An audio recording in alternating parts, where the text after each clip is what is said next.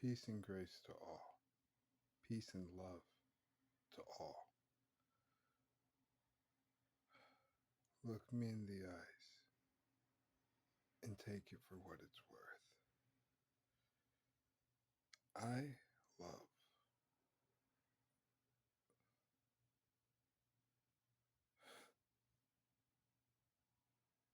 I love everything. I love life. I love me. I love you.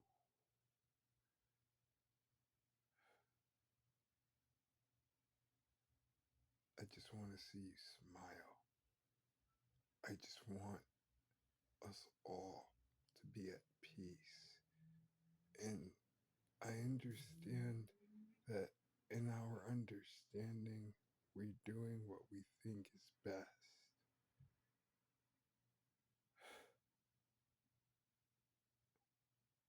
Last June, I walked from Dorchester, Massachusetts to Manhattan.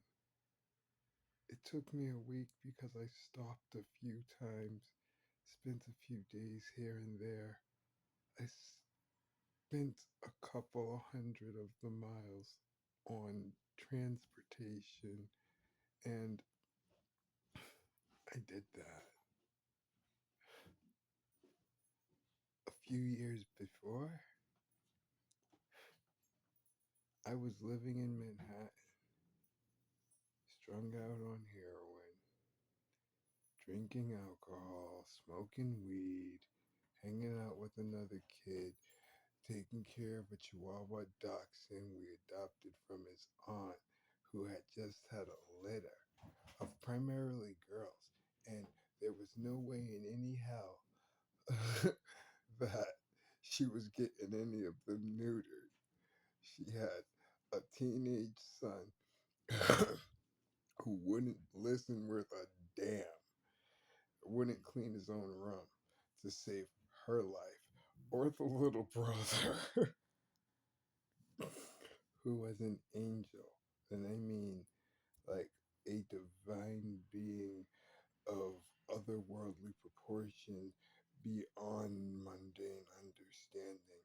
This radiant man child had a hue so powerful at approximately 9 years in age that if he ran through the sprinkler, you could see that blue white glow around him.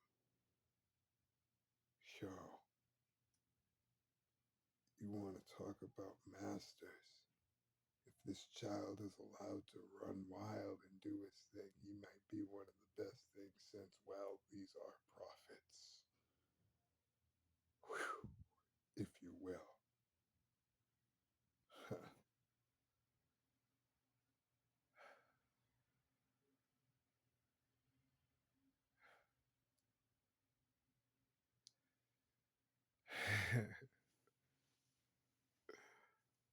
I love my life. I say I have the best job in the world. I am employed by the heavens to share understanding and truth with those who seek it, and nobody pays better. I write for fun. I meditate. I sit in darkness because there's only one spectrum of light. Darkness and light are the same thing at opposite ends of the spectrum. However, here is the only place, and everything that is touching is connected. So, we would say all is one. Right. So there is no difference. Right. So, in that case, it's let us be logical, reasonable. Let us be compassionate and understanding. Let us practice love and know what it is to be loyal to ourselves, to our family. Let us know what family is. Familiar beings, those who know you better than anybody else, those who walk with you, those who support you, those who love you with loyalty and understanding. Family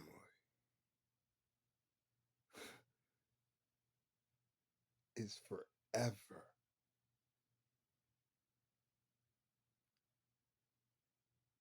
Woo! Yeah. Yeah. You gotta feel that. I know you're there. Oh, yeah. You just, it's so real. It's so real. It's surreal. Like beyond sublime. This is super. Woo! Yeah.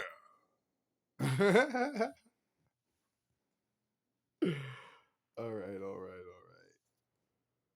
That childlike nature keeps you young. Man, would you believe? It tickles me to say. My hair started growing up there again. uh, you just gotta relax. You'd be amazed how uptight I've been my entire life. Well, not my entire life. I think it started somewhere around 14. I got hit hard. Yo, I didn't even know what happened, right? So, in my adolescence, I was beyond relaxed.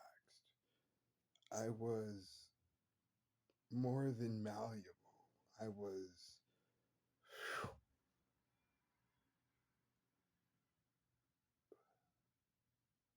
not. I was not. I was. I didn't think about anything really. I just went with whatever was happening. And I would say that one day I blossomed and I became very, very aware, but not understanding. I started feeling all the sadness and all the anger and all the repressed negative emotions in the house. And I was like 12, 13 years old, give or take a year, 13 years old, give or take a year. Man, I was already dealing with the fact that I was seeing shadows and disembodied people.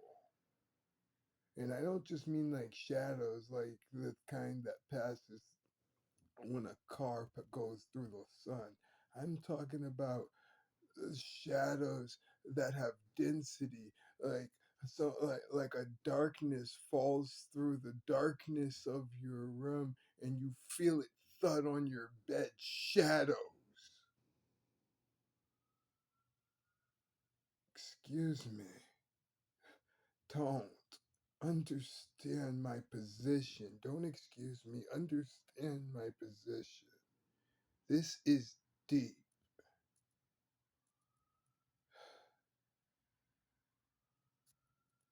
because when I go into these rants, I tend to lose where I was before. I'm going to bid you adieu. And as always, peace and grace be upon you. Peace and love be upon you. May the sun be at your face and the winds at your back. that you have clairvoyance and steadfast readiness. I'll see you at home.